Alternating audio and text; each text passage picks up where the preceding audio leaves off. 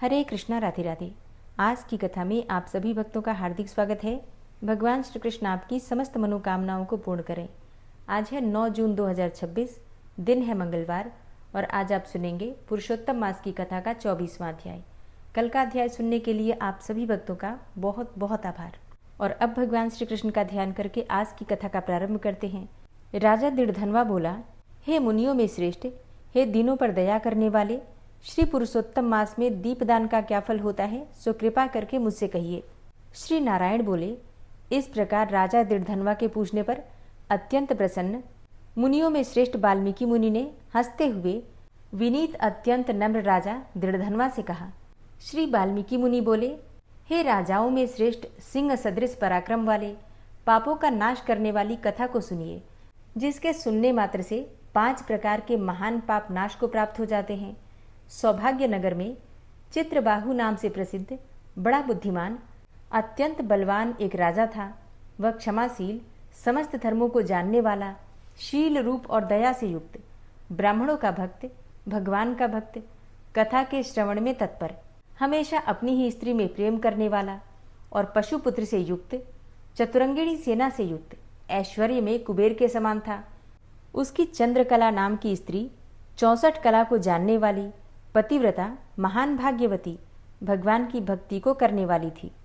उसके साथ युवा चित्रबाहु राजा पृथ्वी का भोग करने लगा। बिना श्री कृष्ण के दूसरे देवता को नहीं जानता था। एक दिन पृथ्वीपति राजा चित्रबाहु ने दूर से ही आए हुए मुनियों में श्रेष्ठ अगस्त्य मुनि को देखकर पृथ्वी में दंडवत प्रणाम करके उनकी विधिपूर्वक पूजा की और भक्ति से आसन देकर मुनि श्रेष्ठ के सम्मुख बैठ गया और विनय से नम्र होकर मुनि श्रेष्ठ से कहा। राजा बोला, आज मेरा जन्म सफल हुआ, आज मेरा दिन सफल हुआ, आज मेरा राज्य सफल हुआ, आज मेरा गृह सफल हुआ, जो आप श्री कृष्ण चंद्र के सेवक आज मेरे गृह में आए हैं, और आपसे देखा गया मैं ताप पुंज से मुक्त हो गया। आपको हाथी घोड़े रथ से युक्त समस्त राज्य समर्पण किया। हे मुनिश्रेष्ठ, आप वैष्णव हो, आपके लिए कोई भी अदेय वस्तु नहीं है। वैष्णव को थोड़ा सा भी दिया हुआ मेरु पर्वत के समान होता है।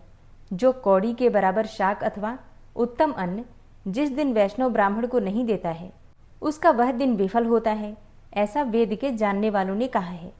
जो कोई द्विजाति विष्णु भक्त हों, वे सब पूज्य हैं। उनका वाणी, मन और कर्म से सत्कार करना चाहिए, ऐसा मुझसे गर्ग, गौतम और सुमंतु ऋषि ने कहा है। जब तक सूर्योदय नहीं होता है, तभी तक तारागण की प्रभा रहती है। जब तक वैष्णव ब्राह्मण नहीं आता है, तभी तक दूसरे ब्राह्मण कहे गए हैं। अगस्त्य मुनि बोले, हे चित्रबाहु, हे महाभाग, हे नृप, इस समय तुम धन्य हो। ये सब प्रजा भी धन्य है, जो तुम वैष्णवों की रक्षा करते हो। जो राज्य वैष्णव का नहीं हो, उसके राज्य में वास नहीं करना। शून्य वन में वास करना अच्छा है, परंतु अवैष्णव के राज्य में रहना अच्छा नहीं है। जिस प्रकार नेत्रहीन शरीर, पतिहीन स्त्री, बिना पढ़ा हुआ ब्राह्मण निंद्य है, वैसे ही वैष्णव रहित देश भी निंद्य है। जैसे दांत के बिना हाथी, पंख के बिना पक्षी, दशमी विद्या द्वादशी अर्थात एकादशी कही गई है, वैसे ही वैष्णव रहित देश है। जैसे कुशा रहित संध्या, तिलहीन तर्पण, वृत्ति के लिए देवता की सेवा है, वैसे ही वैष्णव रहित देश कहा गया है। जैसे केशों को धारण करने वाली विधवा स्त्री, स्नान रहित व्रत, ब्राह्मणी में गमन करने वाला शूद्र, वैसे ही बिना वैष्णव का राष्ट्र निंद्य है। जो श्री कृष्ण चंद्र के चरणों का आश्रय करने वाला है, सत्पुरुषों से राजा कहा गया है, उसका राष्ट्र हमेशा वृद्धि को प्राप्त होता है और उसकी प्रजा सुखी रहती है। हे राजन, जो मैंने तुमको देखा, इसीलिए मेरी दृष्टि सफल हुई। भगवत भक्त आपके साथ बात करने से आज मेरी वाणी सफल हुई है। हे राजन, मेरी आज्ञा से यह राज्य तुमको करना चाहिए। मैंने इस राज्य में तुमको प्रतिष्ठित किया। तुम्हारा कल्याण हो, अब मैं जाऊंगा। श्री नारायण बोले, इस प्रकार कहकर जाने की इच्छा करने वाले श्रेष्ठ मुनि अगस्त को चित्रबाहु राजा की पतिव्रता स्त्री ने परम भक्ति के साथ प्रणाम किया। अगस्त मुनि बोले, हे शुभे, तू सदा सौभाग्यवती हो और भक्ति से पति की सेवा कर। श्री गोपीजन के वल्लभ श्री कृष्णचंद्र में तेरी सदा दृढ़ भक्ति हो। इस प्रकार आशीर्वाद देते हुए अगस्त ऋषि से विनयपूर्वक सिर नवाकर और अंजलि बांधकर चित्रबाहु राजा ने फिर कहा, चित्रबाहु बोला, हे विपेंद्र, यह विपुल लक्ष्मी कैसे हुई? निष्कंटक राज्य कैसे हुआ? यह मेरी स्त्री इतनी पतिव्रता कैसे हुई? और मैंने कौन सा पुण्य किया था? हे विपेंद्र, यह सब मुझसे आप कहिए, क्योंकि मैं आपकी शरण में आया हूँ। हे मुनीश्वर, आप हाथ में स्थित दर्पण के समान सब जानते हो। श्री नारायण बोले, इस प्रकार राजा चित्रबाहु के कहने पर मुनिश्रेष्ठ अगस्त एकाग्रचित्त होकर राज्य श्रेष्ठ चित्रबाहु से बोले। अगस्त मुनि बोले, हे राजन, मैंने तुम्हारे पूर्व जन्म का चरित्र देख लिया है। इतिहास के सहित प्राचीन उस चरित्र को कहता हूँ, तुम ध्यानपूर्वक सुनो। सुंदर चमत्कारपुर में शूद्र जाति में जीव हिंसा करने में तत्पर मणिग्रीव कामधारी तुम हुए। सो तुम नास्तिक, दुष्ट चरित्र वाले, दूसरे की स्त्री को हरण करने वाले, कृतघ्न, दुर्विनीत, शिष्टाचार से रहित हुए। और तुम्हारी यह जो स्त्री है, यही पूर्व जन्म में भी तुम्हारी स्त्री थी। यह कर्म, मन और वचन से पति सेवा में परायण थी, पतिव्रता, महाभागा, धर्म में प्रेम करने वाली और मनस्विनी। इसने कभी भी तुम्हारे विषय में दुष्ट भाव नहीं किया। पाप कर्म को करने वाले तुम्हारा जाति और बांधवों ने त्याग कर दिया और क्रुद्ध होकर राजा ने सब उत्तम धन ले लिया। फिर उस समय बचा हुआ जो कुछ भी अवशेष धन था, उसको जाति वालों ने भी ले लिया। तब उस समय धन के चले जाने से तुमको धन की भारी इच्छा हुई, परंतु धन का नाश होने पर भी मन मलिन करके इस पतिव्रता ने तुम्हारा त्याग नहीं किया। इस प्रकार सब लोगों से तिरस्कृत होने पर तुम निर्जन वन को गए।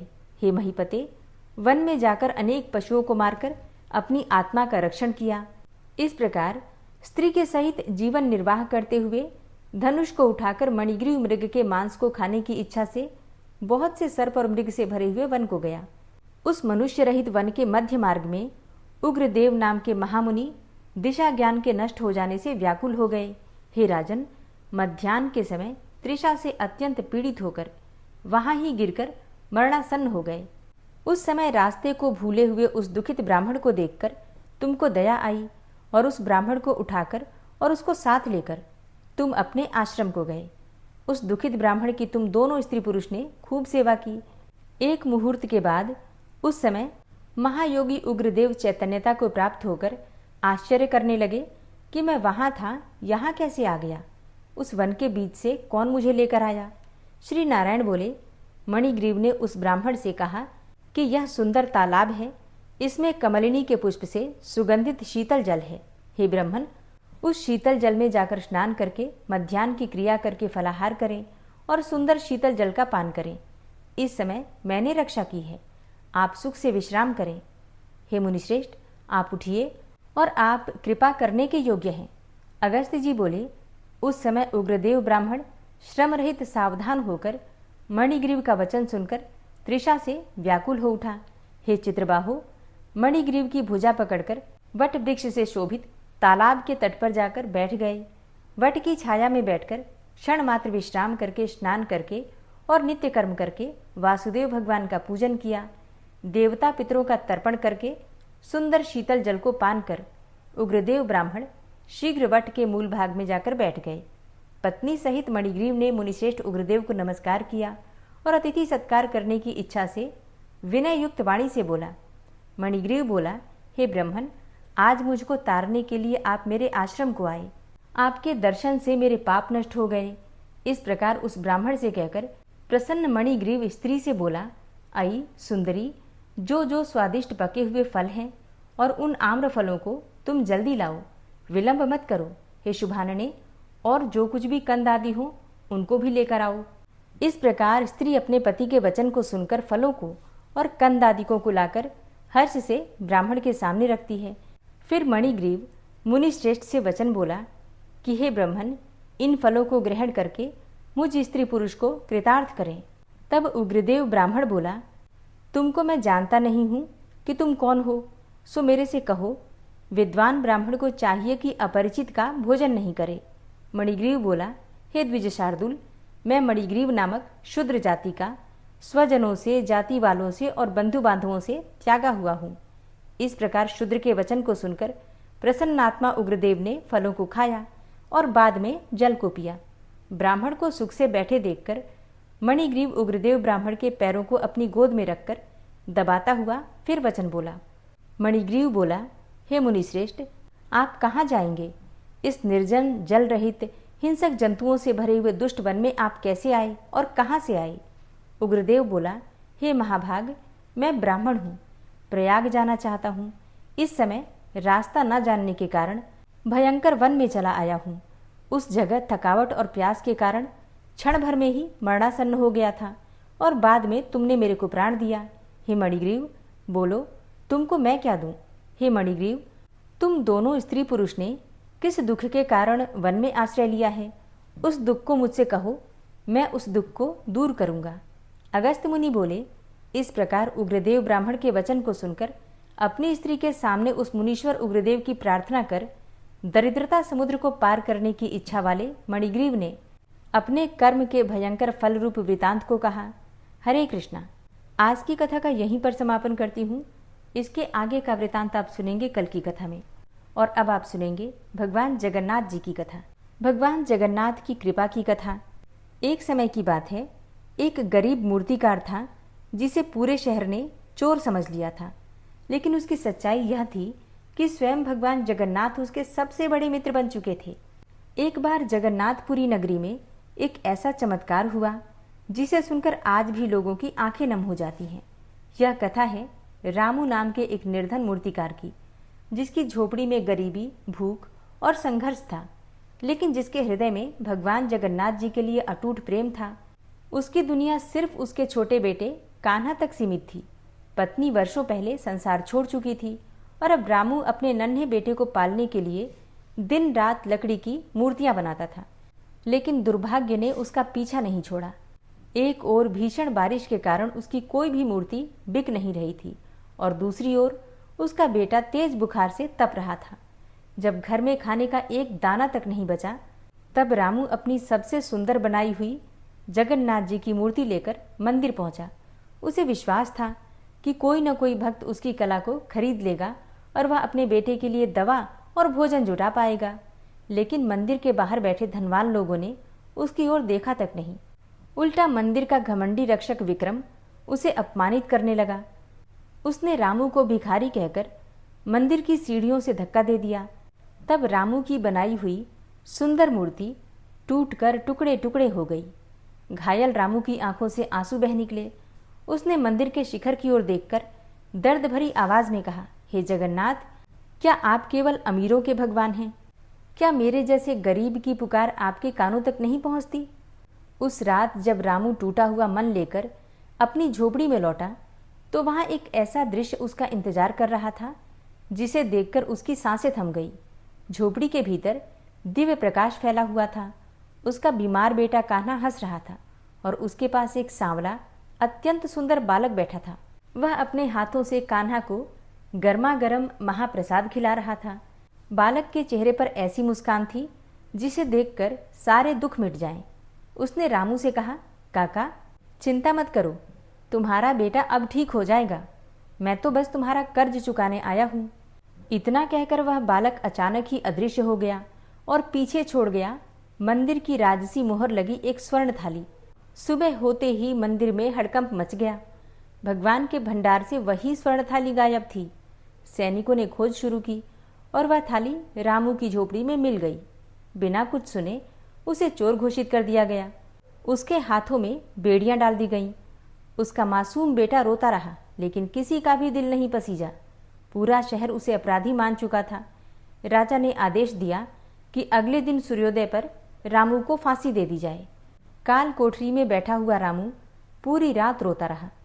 उसे अपनी मौत का भय नहीं था, उसे चिंता थी अपने बेटे की। उसने आंसुओं से भीगी आंखों से प्रभु को पुकारा। तभी अचानक वही सांवला बालक फिर दिखाई दिया।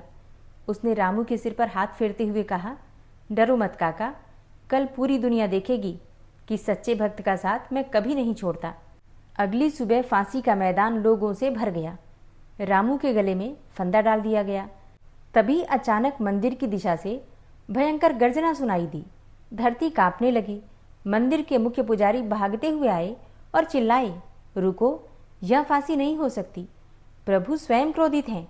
उनकी आंखों से रक्त के आंसू बह रहे हैं। मंदिर की दीवारें कांप रही हैं। और उनका सबसे कीमती नवरत्न हार भी गायब हो गया है। यह सुनकर सब स्तब्ध रह गए।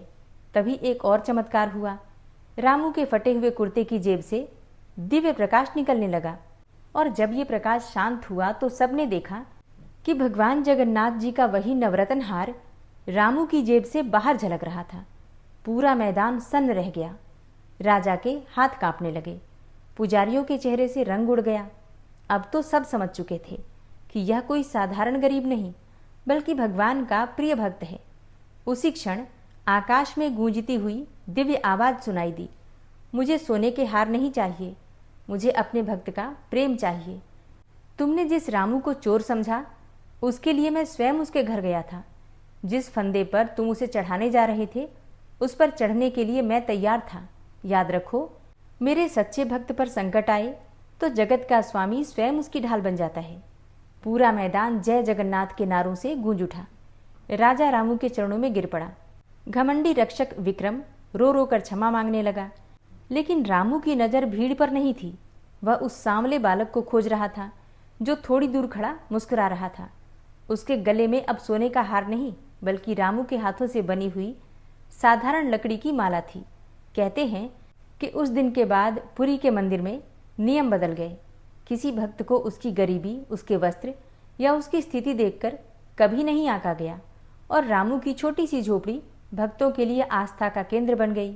लोग कहते हैं कि आज भी जब कोई भक्त सच्चे मन से भगवान जगन्नाथ जी को पुकारता है, तो एक सांवला मुस्कुराता हुआ बालक चुपके से उसकी मदद करने जरूर पहुंचता है, क्योंकि भगवान को सोने के महल नहीं, प्रेम से भरा हुआ हृदय सबसे अधिक प्रिय होता है। जय जगन्नाथ। प्रेम से बोलिए जय जगन्नाथ।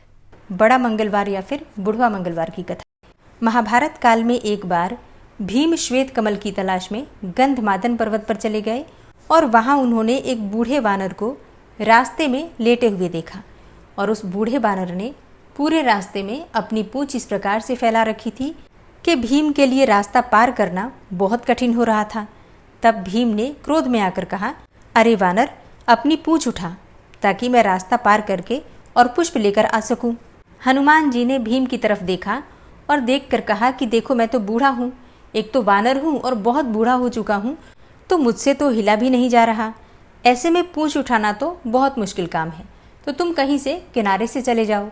लेकिन भीम तो अड़ गए कि मुझे यहीं से जाना है और तुम पूंछ हटाओ अपनी। तब हनुमान जी ने कहा कि देखो, मैं तो बहुत कमज़ोर हूँ, बूढ़ा वानर हूँ, तुम इतने ताकतवर हो, तो तुम ही मेरी पूंछ हटा दो और फिर चले जाओ। अब तो भीम ने अपनी पूरी शक्ति से पूंछ हटाने का प्रयास किया, लेकिन हटा नहीं पाए। तब भीम का घमंड चूर चूर हो गया और उन्होंने हनुमान जी से क्षमा मांगी, और हनुमान जी ने उन्हें क्षमा करके उन्हें अपने असली स्वरूप का दर्शन करवाया। जब यह घटना घटी थी तब ज्येष्ठ मास का मंगलवार था, और इसीलिए ज्येष्ठ मास के मंगलवार को बुढ़वा मंगल के नाम से जाना जाता है। और दूसरी कथा है त्रेता युग की। त्रेता युग में जब भगवान श्री राम जी सीता जी की खोज कर रहे थे, तब भगवान श्री राम जी से हनुमान जी का मिलन हुआ था विप्र अर्थात पुरोहित के स्वरूप में, और वो दिन था ज्येष्ठ मास का पहला मंगलवार। इसीलिए ज्येष्ठ मास के मंगलवार को बुढ़वा मंगल या फिर बड़ा मंगल के नाम से जानते हैं। इससे जुड़ी हुई तीसरी कथा भी त्रेता युग की ही है। जैसे कि आप सभी जानते हैं कि सीता जी की खोज में जब हनुमान जी रावण के लंका में पहुंचे, तब रावण ने हनुमान जी की पूंछ में आग लगाई थी। इसके बाद हनुमान जी ने अपनी पूंछ में बड़वानल अर्थात अग्नि पैदा कर दी थी, और फिर पूरी लंका को उलट पलट कर जलाया। आप सभी इस कथा को जानते हैं। पौराणिक कथा के अनुसार उस दिन ज्येष्ठ मास का आखिरी मंगलवार था, इसलिए भी ज्येष्ठ मास के मंगलवार को बुढ़वा मंगल या फिर बड़ा मंगल के नाम से जानते हैं। अच्छा, एक और कथा है कि ज्येष्ठ मास के इस मंगलवार को हनुमान जी को अमरत्व का वरदान मिला था। इसी कारण ज्येष्ठ के मंगल को बड़ा मंगल या फिर बुढ़वा मंगल भी कहते हैं। ओम विश्वम विष्णुर्वचटकारो भूत भव्य भवत प्रभु भूतकृत भूतभृत भावो भूतात्मा भूतवाहन भूतात्मा परमात्मा च मुक्तानां परमागति अव्ययः पुरुषः साक्षी क्षेत्रज्ञो अक्षर एव च योगो योग विदाम नेता प्रधान पुरुषेश्वरः नारसिंह वपुः श्रीमान केशवः पुरुषोत्तम सर्वः शर्वः शिवस्थाणुर्भूतादिर्निधिर्व्ययः संभवो भावनो भर्ता प्रभवः प्रभुरीश्वरः स्वयंभू शंभुरादित्यः पुष्कराक्षो महास्वनः अनादिनिधनो धाता विधाता धातुरुत्तमः अप्रमेयो ऋषिकेश पद्मनाभो अमरप्रभु विश्वकर्मा मनुस्त्वष्टा स्थविष्ठस्थविरो ध्रुवः अग्राह्यः शाश्वतः कृष्णो लोहिताक्षः प्रतर्दन प्रभूतस्त्रिककुब्धाम पवित्रं मङ्गलं परम् ईशानः प्राणदः प्राणो ज्येष्ठः श्रेष्ठः प्रजापति हिरण्यगर्भो भूगर्भो माधवो मधुसूदनः ईश्वरो विक्रमी धन्वी मेधावी विक्रमः क्रमः अनुत्तमो दुराधर्षः कृतज्ञः कृतिरात्मवान् सुरेशः शरणं शर्म विश्वरेताः प्रजाभवः अह संवत्सरो व्याल प्रत्ययः सर्वदर्शनः अजः सर्वेश्वरः सिद्धः सिद्धे सर्वादिर्च्युतः वृषाकपिर्मेयात्मा सर्वयोगविनिश्रितः वसुर्वसुमनः सत्यः समात्मा संमितः समः अमोघः पुण्डरीकाक्षो वृषकर्मा वृषाकृतिः रुद्रो बहुशिरा बभ्रुर्विश्वयोनिः शुचिश्रवः अमृतः शाश्वतस्थाणुर्वरारोहो महातपः सर्वगः सर्वविद्भानुर्विश्वक्सेनो जनार्दनः वेदो वेदविद्व्यङ्गो वेदाङ्गो वेदवित्कविः लोकाध्यक्षः सुराध्यक्षो धर्माध्यक्षः कृताकृतः चतुरात्मा चतुर्व्यूहश्चतुर्द्रष्टश्चतुर्भुजः भ्राजेष्णुर्भोजनं भोक्ता सहिष्णुर्जगदाति च अनघो विजयोजेता विश्वयोनिः पुनर्वसु उपेन्द्रो वामनः प्रांशुर्मोघः शुचिरुर्जिता अतीन्द्रः सङ्ग्रहः सर्गो धृतात्मा नियमो यमः वेद्यो वैद्यः सदा योगी वीरः माधवो मधु अतीन्द्रियो महामायो महोत्साहो महाबलः महाबुद्धिर्महावीर्यो महाशक्तिर्महाद्युतिः अनिर्देश्य वपुः श्रीमान् मेयात्मा महाधृतृक् महिश्वासो महीभर्ता श्रीनिवासः सतां गति अनिरुद्धः सुरानन्दो गोविन्दो गोविन्दाम्पति मरीचिर्दमनो हंस सुपर्णो भुजगोत्तम हिरण्यनाभः सुतपा पद्मनाभः प्रजापति अमृत्यु सर्वदिक्सिंहः सन्धाता सन्धिमानस्थिरः अजो दूर्मर्षणः शास्ता विश्रुतात्मा सुरारिः गुरुर्गुर्तमो धाम सत्य सत्यपराक्रम निमिषो अनिमिषो श्रग्वी वाचस्पतिरुदारधि अग्रणिर्ग्रामणी श्रीमान् न्यायो नेता समीरण सहस्रमूर्धा विश्वात्मा सहस्राक्षा सहस्रपात् आवर्तनो निवृत्तात्मा संवृतः संप्रमर्दन अह संवर्तको वहनिर्निलोधरणीधरः सुप्रसादः प्रसन्नात्मा विश्वदृग्विशुभुग्विभु सत्कर्ता सत्कृतः साधु जहर्नुर्नारायणो नरः असंख्येयो अप्रमेयात्मा विशिष्टशिष्टकृच्छुवि सिद्धार्थ सिद्धसङ्कल्प सिद्धिदः सिद्धिसाधनः वृषाहि वृषभो विष्णुर्विष्पर्वा वृषोदरः वर्धनो वर्धमानश्च विविक्तः श्रुतिसागरः सुभुजो दूर्धरो वाग्मी महेन्द्रो वसुदो वसु नैकरूपो बृहद्रूप शिपिविष्टः प्रकाशनः ओजस्तेजो द्युतिधरः प्रकाशात्मा प्रतापनः रिद्धस्पष्टाक्षरो मन्त्रश्चन्द्रांशुर्भास्करदुतिः अमृतांशुद्भवो भानु शशबिन्दुः सुरेश्वरः औषधं जगतः सेतु सत्यधर्मपराक्रमः भूतभव्य भवन्नाथ पवनः पावनो नलः कामः कामकृत्कान्तः कामः कामप्रदः प्रभु युगादिकृद्युगावर्तो नैकमायो महाशनः अदृश्यो अव्यक्तरूपश्च सहस्रजितनन्तजित् इष्टो अविशिष्ट शिष्टेष्ट शिखण्डी नहुसो वृष क्रोधः क्रोधकृत्कर्ता विश्वबाहुर्महीधरः अच्युतः प्रतितः प्राणः प्राणदो वासवानुजः अपां निधिर्धिष्ठानं प्रमत्तः प्रतिष्ठितः स्कन्दः स्कन्दधरो धूर्यो वरदो वायुवाहनः वासुदेवो बृहद्भानुरादिदेवः पुरन्दरः अशोकस्तारणस्तारः शूरः सौरिर्जनेश्वरः अनुकूलः शतावर्त पद्मी पद्मनिभेक्षणः पद्मनाभो अरविन्दाक्ष पद्मगर्भ शरीरभृत् महर्धिरिद्धो वृद्धात्मा महाक्षो गरुडाध्वजः अतुलः शरभो भीमो समयज्ञो हविर्हरि सर्वलक्षणलक्षण्यो लक्ष्मीवान् समितिञ्जयः वीक्षरो रोहितो मार्गो हेतुर्दामोदरः सह महीधरो महाभागो वेगवान् मिताशनः उद्भवः क्षोभणो देवः श्रीगर्भः परमेश्वरः करणं कारणं कर्ता विकर्ता गहनो गुहः व्यवसायो व्यवस्थान संस्थान स्थानदो ध्रुवः परर्थी परमस्पस्तुष्टः पुष्टः सुभेक्षणः रामो विरामो विरजो मार्गो नेयो नयोनयः वीरः शक्तिमतां श्रेष्ठो धर्मो धर्मविदुत्तमः वैकुण्ठः पुरुषः प्राणः प्राणदः प्रणवः पृथुः हिरण्यगर्भः शत्रुघ्नो व्याप्तो वायुरुधोक्षजः ऋतुः सुदर्शनः कालः परमेष्ठी परिग्रहः उग्रः संवत्सरो दक्षो विश्रामो विश्वदक्षिणः विस्तारः स्थावरस्थाणु प्रमाणं बीजमव्ययम् अर्थो अनर्थो महाकोशो महाभोगो महाधनः अनिर्विण्णः स्थविष्टोभू धर्मयुपो महामख नक्षत्रनेमिर्नक्षत्री क्षमा क्षामः समीहनः यज्ञ इज्यो महेज्यश्च क्रतुसत्रं सतां गतिः सर्वदर्शी विमुक्तात्मा सर्वज्ञो ज्ञानमुत्तमं सुव्रतः सुमुखः सुष्मा सुघोषः सुखदः सुहृतः मनोहरो जित्क्रोधो वीरबाहुर्विदारणः स्वापनः स्ववसो व्यापी नैकात्मा नैककर्मकृत्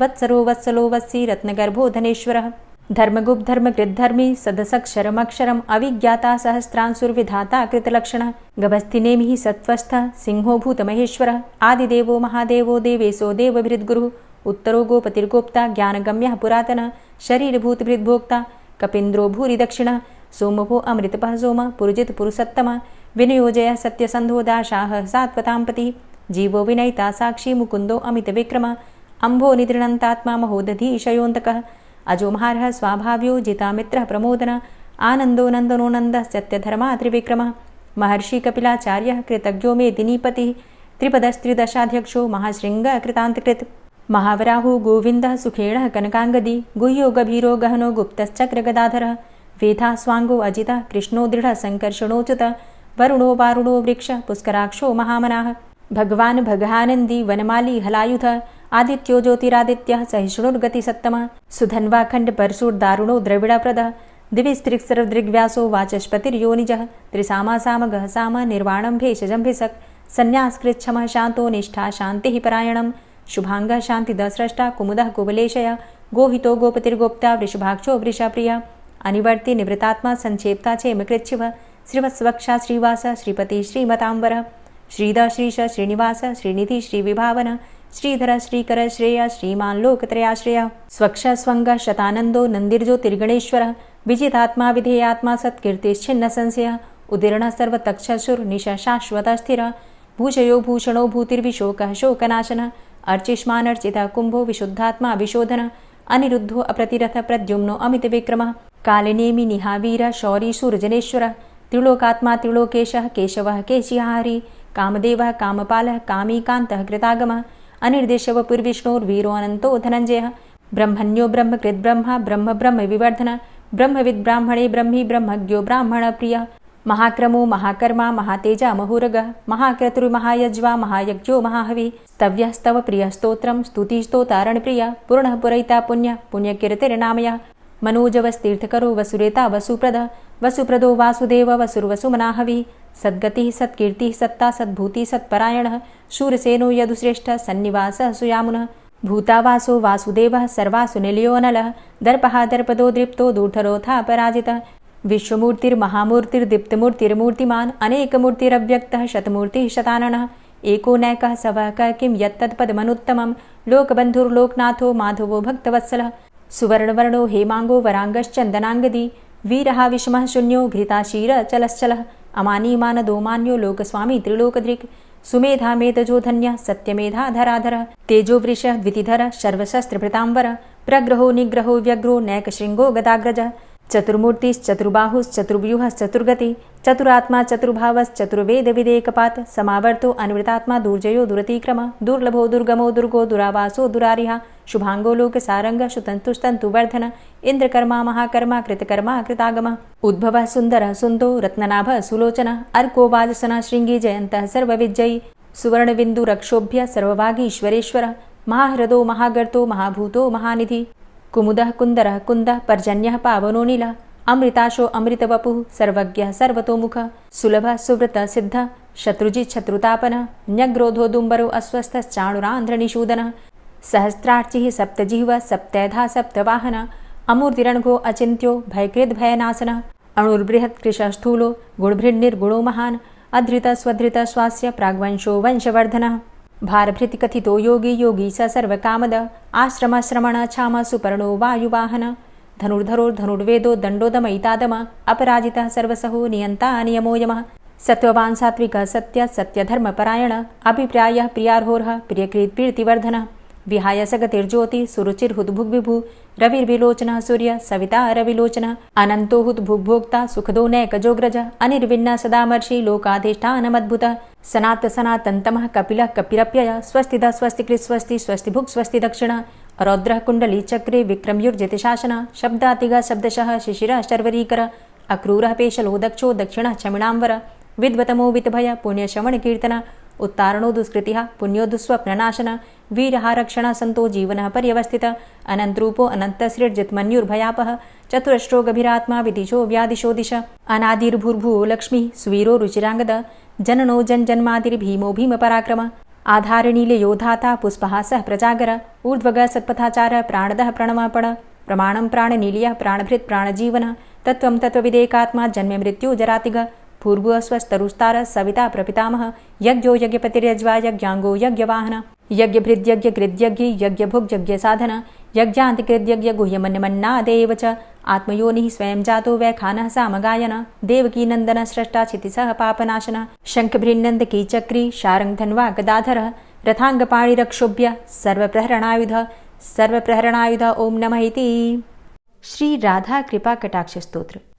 मुनीन्द्र वृंद वंदिते त्रिलोक शोक हारिणी प्रसन्न वक्त्र पंकजे निकुंज भूविलासिनी व्रजेन्द्र भानुनंदिनी व्रजेन्द्र सूनु संगते कदा करिष्यसि मां कृपा कटाक्ष भाजनम्।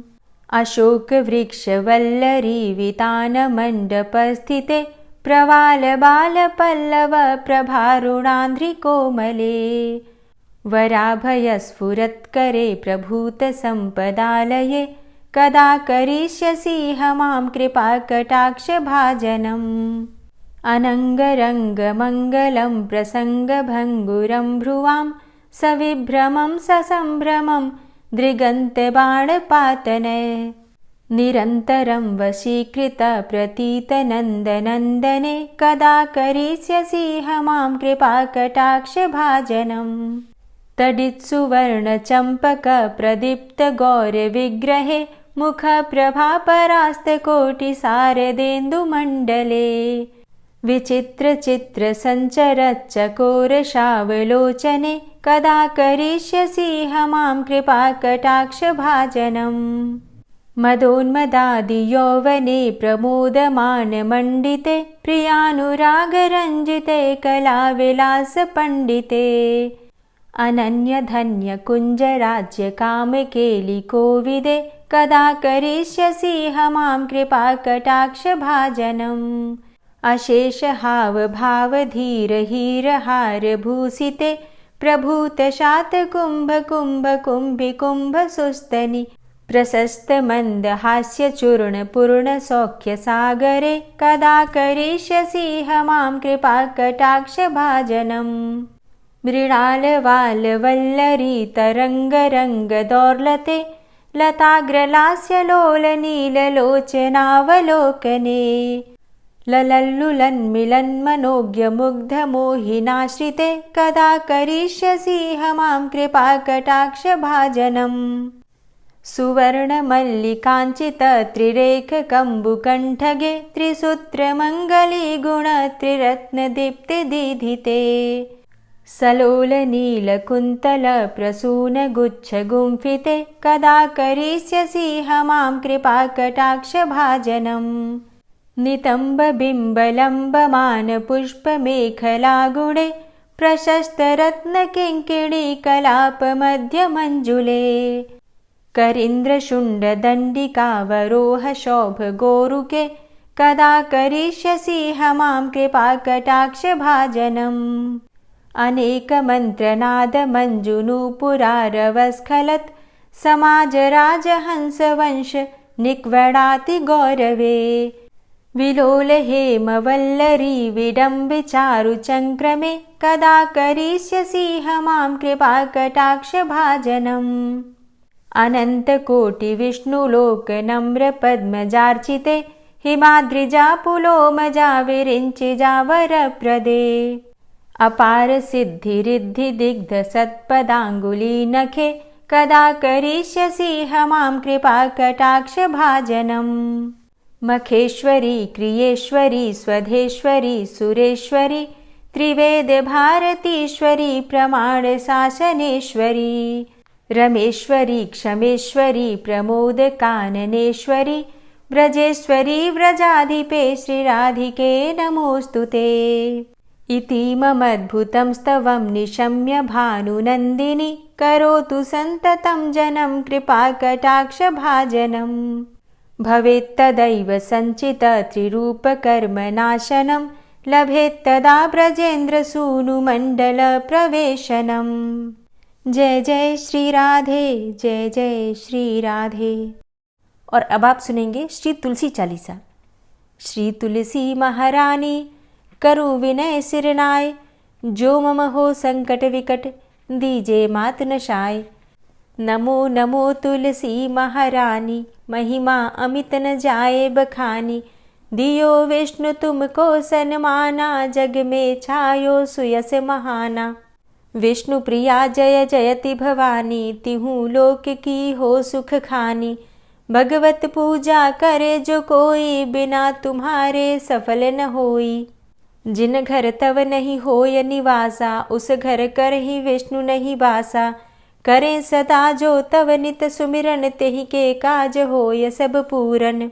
कार्तिक मास महात्म तुम्हारा, ताको जानत सब संसारा। तव पूजन जो करे कुंवारी, पावे सुंदर वर सुकुमारी। करे जो पूजा नित प्रति नारी, सुख संपत्ति से होय सुखारी। वृद्धा नारी करे जो पूजन, मिले भक्ति होवे पुलकित मन। श्रद्धा से पूजे जो कोई, भवनिधि से तर जावे सोई। कथा भागवत यज्ञ करावे, तुम बिन नहीं सफलता पावे। छायो तब प्रताप जग भारी, ध्यावत तुम्हि सकल चित धारी। तुम्ही मात यंत्रन तंत्रन में, सकल काज सिद्धि होवे क्षण में। औषधि रूप आप हो माता, सब जग में तव यश विख्याता। देव ऋषि मुनि और तपधारी, करत सदा तव जय जयकारी। वेद पुराणन तव यश गाया, महिमा अगम पार नहीं पाया। नमो नमो जय जय सुख कारणी, नमो नमो जय दुख निवारणी। नमो नमो सुख संपत्ति देनी, नमो नमो अघ काटन चेनी। नमो नमो भक्तन दुख हरणी, नमो नमो दुष्टन मद छेनी। नमो नमो भव पार उतारणी, नमो नमो परलोक सुधारणी। नमो नमो निज भक्त उबारणी, नमो नमो जन काज सवारणी। नमो नमो जय कुमति नशावनी, नमो नमो सब सुख उपजावनी। जयति जयति जय तुलसी माई, ध्याऊं तुमको शीश नवाई। निज जन जानि मोहि अपनाओ, बिगड़े कारज आप बनाओ। करूं विनय मैं मात तुम्हारी, पूर्ण आशा करहु हमारी। शरण चरण कर जोरी मनाऊं, निश दिन तेरे ही गुण गाऊं। करहु मात अब मो पर दाया, निर्मल होए सकल मम काया। मांगू मातु यही बर दीजे, सकल मनोरथ पूर्ण कीजे। जानू नहीं कछु नेम आचारा, क्षमहु मातु अपराध हमारा। 12 मास करे जो पूजा, तासम जग में और नहीं दूजा। प्रथम ही गंगा जल मंगवावे, फिर सुंदर स्नान करावे। चंदन अक्षत पुष्प चढ़ावे, धूप दीप नैवेद्य लगावे। करें आचमन गंगा जल से, ध्यान करे हृदय निर्मल से। पाठ करे फिर चालीसा की, स्तुति करे मात तुलसा की। यह विधि पूजा करे हमेशा, ताके तन नहीं रहे कलेशा। करे मास कार्तिक का साधन, सोवे नित पवित्र हुई जाहि। है यह कथा महासुखदाई, पढ़े सुने सो भवतर जाई। यह श्री तुलसी चालीसा, पाठ करे जो कोय। गोविंद सो फल पावही, जो मन इच्छा होय। तुलसी चालीसा संपूर्ण। और अब आप सुनेंगे तुलसी महारानी की आरती। तुलसी महारानी नमो नमो, हरि की पटरानी नमो नमो। तुलसी महारानी नमो नमो, हरि की पटरानी नमो नमो।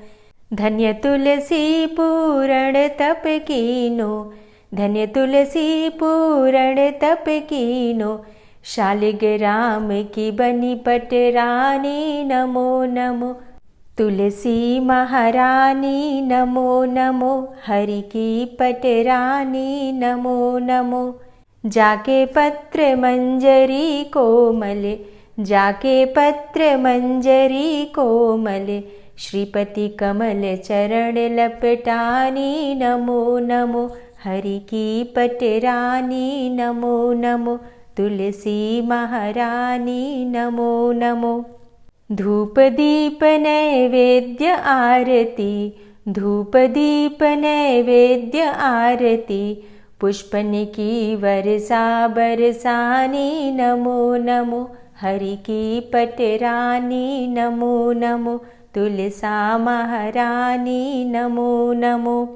56 भोग 36 व्यंजन, 56 भोग 36 व्यंजन।